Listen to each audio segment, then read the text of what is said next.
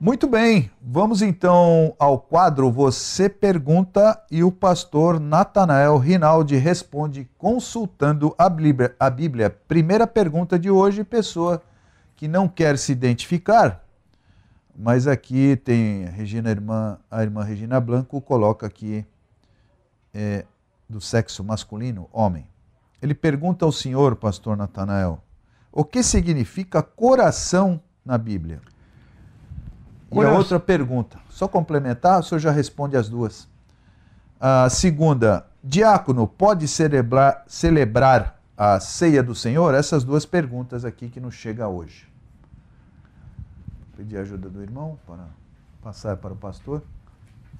A palavra coração na Bíblia tem o mesmo sentido da nossa vontade pessoal. Então, às vezes nós temos vontades que contrariam a vontade de Deus e outras vezes nosso coração está aparelhado para se envolver para as exigências que Deus quer na sua palavra. A este ponto nós citamos até o Salmo 119, versículo 105, que mostra que há pessoas cujo coração estão envolvidos com a palavra de Deus. Salmo 119, versículo 11, diz o seguinte: escondi a tua palavra no meu coração para eu não pecar contra ti. São pessoas que conseguem memorizar a Bíblia Sagrada, e quando há uma proposta para fazer ao contrário do que diz a Bíblia, essa pessoa oportunamente cita a Bíblia Sagrada contrariamente ao desejo da pessoa que está conversando, mostrando que tal colocação é imprópria à luz da Bíblia Sagrada. Agora é preciso ter cuidado com o coração, como já ouvimos hoje. Enganoso é o coração, mais do que todas as coisas, e perverso. Quem o conhecerá? Eu, o Senhor, esquadrinho o coração para dar a cada um segundo as suas obras. E eu quero citar uma situação que será oportuna aos nossos ouvintes guardar, porque quando você recebe uma visita de um representante mórmon, Igreja de Jesus Cristo dos Santos dos Últimos Dias, e ele lhe oferece um exemplar gratuito do livro de Mórmon e recomenda que você faça uma pesquisa no livro. Só que você pode responder para a pessoa, mas eu não tenho interesse nesse assunto, e ele então aconselha você fazer uma leitura do livro, porque você vai ter uma reação interna que vai mostrar para você se o livro é verdadeiro ou não.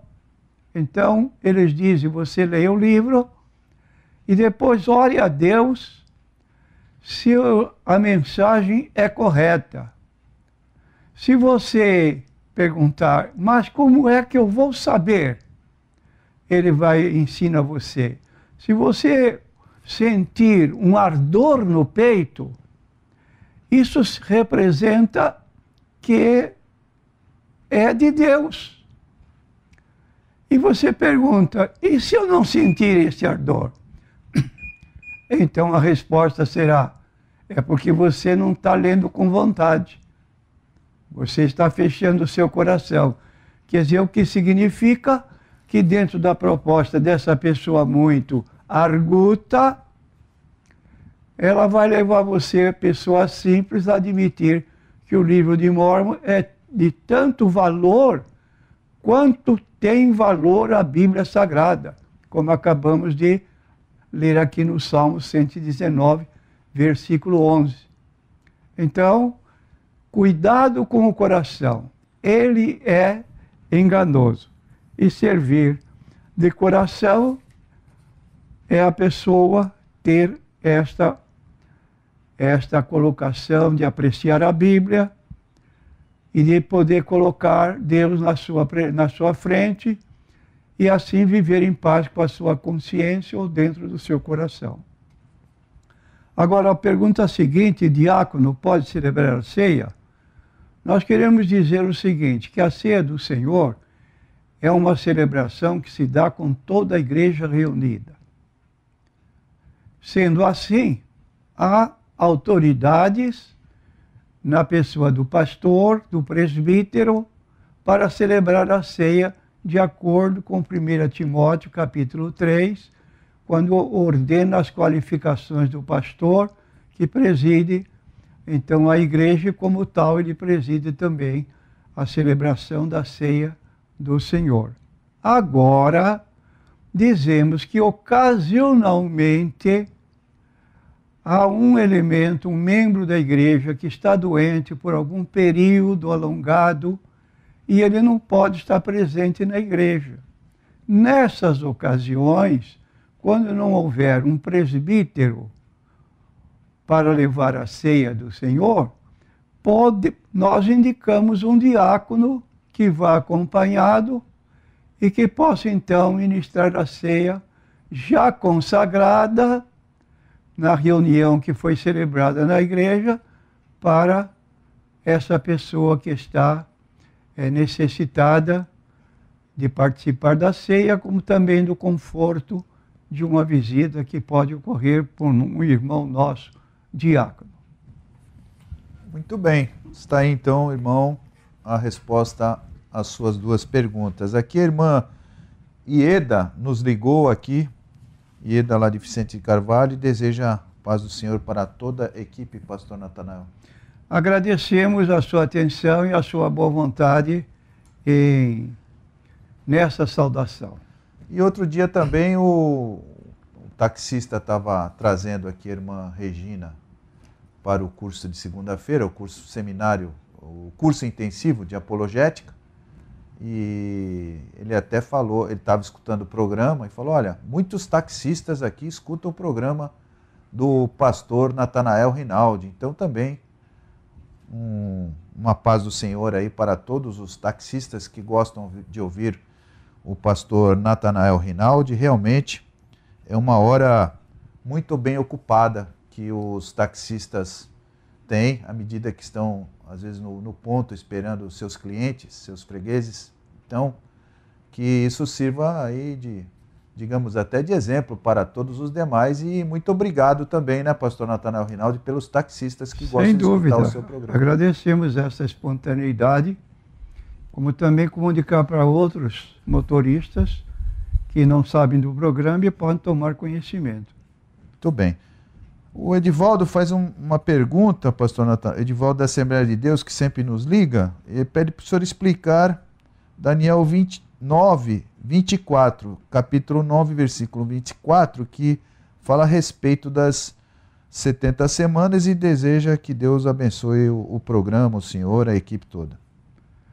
Nós queremos dizer ao Edivaldo, né? Edivaldo.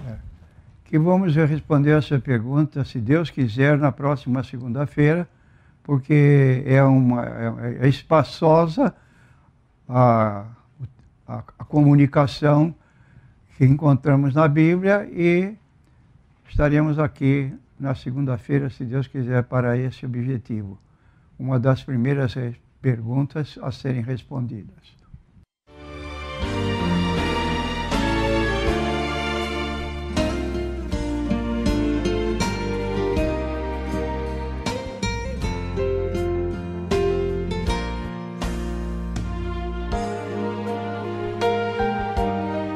Pergunta também nos chega hoje de uma irmã, de uma mulher, não quer se identificar. Ela pede para o pastor Natanael Rinaldi explicar a respeito da Trindade.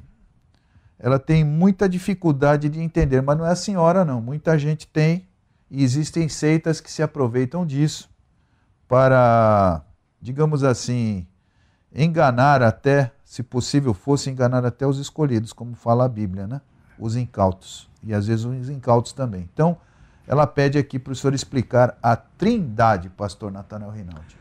Em primeiro lugar, honestamente, dizemos que a palavra Trindade não é uma palavra que aparece na Bíblia. Por que não aparece na Bíblia? Porque é uma palavra teológica. E usamos muitas palavras teológicas que não estão na Bíblia Sagrada, porém fazem parte da própria Bíblia. Conforme se estuda a Bíblia Sagrada, vai se poder chegar a essa conclusão. Vamos a um exemplo. Nós afirmamos que Deus tem atributos incomunicáveis.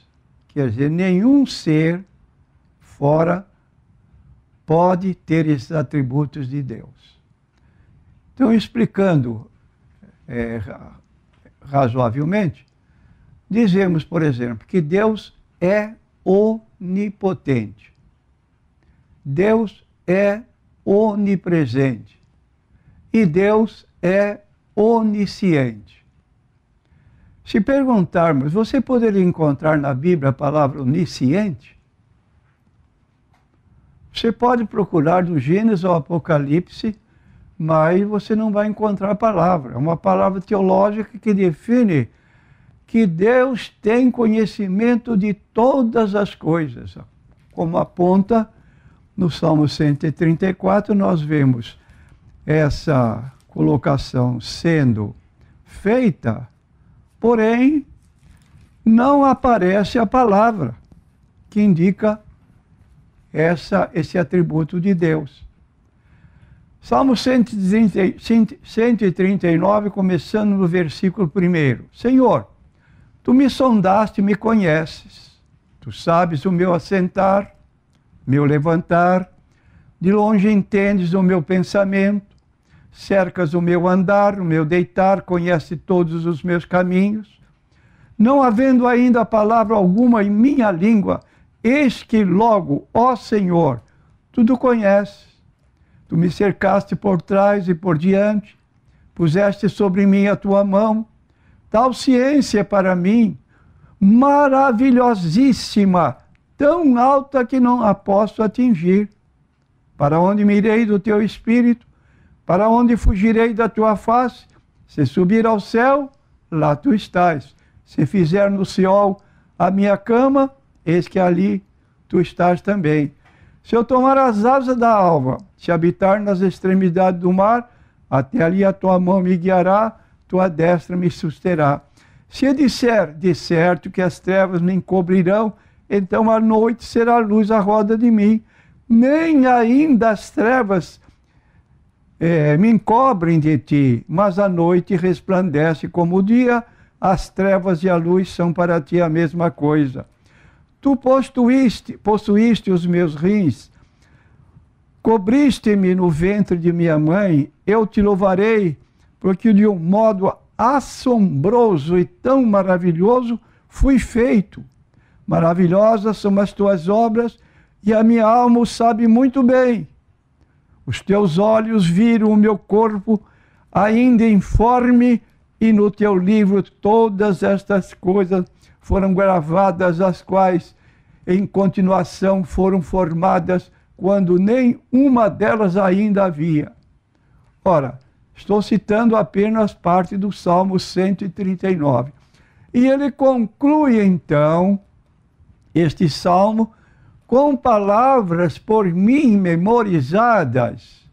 Todas as noites em que vou me deitar, eu peço a Deus antecipadamente, sonda-me, ó Deus, conhece o meu coração, prova-me, conhece os meus pensamentos, vê se há em mim algum caminho mau e me guia pelo caminho eterno. Versículos 23 e 24.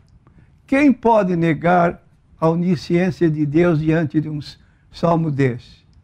Entretanto, existem seitas que negam a doutrina da Trindade, mas afirmam em seus livros de educação religiosa que Deus não sabia que Adão e Eva iriam pecar quando ficasse no jardim do Éden. Será que Deus não sabia que o casal iria pecar, invalidar a sua palavra, quando ele disse ao casal: de todos os frutos das árvores comerás livremente, mas da árvore que está no meio do jardim dela não comerás, porque no dia em que dela comeres certamente morrerás. Ora, se não sabia, é só ir ao livro do Apocalipse e você vai notar uma declaração. O Cordeiro de Deus que foi morto antes da fundação do mundo. Nem o mundo tinha ainda começado. E já a onisciência de Deus havia preparado o Cordeiro de Deus, como foi declarado também por João Batista. Eis o Cordeiro de Deus que tira o pecado do mundo. Como? Porque Deus é onisciente, sabia que o homem haveria de pecar, mas o recurso para a solução do problema do homem já estava preparado. Cordeiro de Deus que foi morto antes da fundação do mundo. Então nós dizemos, a doutrina da Trindade explica a existência de um só Deus, eternamente subsistente, em três pessoas. Em três pessoas. Pai, Filho, Espírito Santo. Texto bíblico, Mateus 28, 19. Ide, fazei discípulos de todas as nações, batizando-os em nome do Pai, e do Filho, e do Espírito Santo. Um nome, em nome do Pai. O Pai é um título representando uma pessoa, que é Deus o Pai. Em nome do Filho, o Filho é outra pessoa, com o nome de Jesus. E o Espírito Santo, a terceira pessoa, com este próprio nome, que é encontrado na Bíblia Sagrada. Jesus, por sua vez, diz assim, em João 14,16, eu rogarei ao Pai, primeira pessoa, falando com a segunda pessoa, e ele vos dará o Consolador, como eu próprio. Então, aí está, ministério do Pai no Antigo Testamento, ministério do Filho no Novo Testamento, e no livro de Atos, o ministério do Espírito Santo, outorgando poder a partir do dia de Pentecostes para que o Evangelho fosse pregado com mais eficácia em todo o mundo, como se deu nos dias de Paulo. Então aí está a doutrina da Trindade, repetindo, um só Deus, eternamente subsistente em três pessoas, o Pai, o Filho e o Espírito Santo. Pastor, só para complementar a sua resposta, eu entendo que a primeira parte da sua explicação a respeito à onisciência de Deus era justamente para justificar que essa palavra onisciência não tem na Bíblia, assim como a palavra Trindade. Muitas pessoas falam, essa palavra não tem na Bíblia. Seria isso, não? É exatamente isso. Porque nós temos que admitir palavras teológicas, nós usamos. Usando palavras teológicas, mas empregando essas palavras com o sentido apoiado na Bíblia Sagrada. E quem usa muito desse álibi, digamos assim, subterfúgio, são as testemunhas de Jeová. Fala, essa palavra, porque eles não acreditam na Trindade. E essa palavra não tem na Bíblia, né? Agora, a maior incoerência é negar a doutrina da Trindade e batizar em nome do Pai e do Filho e do Espírito Santo. Então, aí está. É uma contradição da própria forma de interpretar a Bíblia Sagrada. E eles batizam, testemunho de Jeová? Exatamente, batismo com apoio de Mateus 28, 19. E eles também têm a palavra organização, que eles tanto acreditam, que também não tem na Bíblia. Eu leio no livro deles, poderá viver para sempre no paraíso na terra. Só existe uma organização que está capacitada para salvar a humanidade, assim como só havia uma arca de Noé que pôde salvar os contemporâneos de Noé. Eu contesto dizendo, primeiro, que a palavra organização não está na Bíblia. E segundo, que a Bíblia não aponta nenhuma organização religiosa como meio de salvação. E ninguém pode reivindicar, quer dizer, reivindicar pode, mas sem apoio bíblico. Só podemos indicar o que está em Atos 4,12. E não há salvação em nenhum outro, porque abaixo do céu nenhum outro nome foi dado pelo qual devamos ser salvos. Qual é este nome? Jesus Cristo, apontado pelo apóstolo Pedro. E o próprio Jesus, em 14 de João, versículo 6, se autodeclarou: eu sou o caminho e a verdade e a vida. Ninguém vem ao Pai senão por mim. Porque esse verbo está, ninguém vai, e ao contrário, emprega no passado, ninguém vem, no presente, ninguém vem ao Pai senão por mim. Porque Jesus e o Pai, como ele diz, eu e o Pai somos um. Eu e o Pai somos um. O verbo ser no plural, somos. Duas pessoas constituindo o mesmo Deus. Eles costumam até fazer também uma espécie de zombaria até, ou de chacota, não sei se é a palavra também, mostrando às vezes uma pessoa com 3 cabeças, como pode? Na verdade não é isso, o pastor já explicou. Um só Deus subsistente em 3 pessoas. Deus Pai, Deus Filho e Deus Espírito Santo, né, pastor? Essa é a doutrina da Trindade. Muito bem.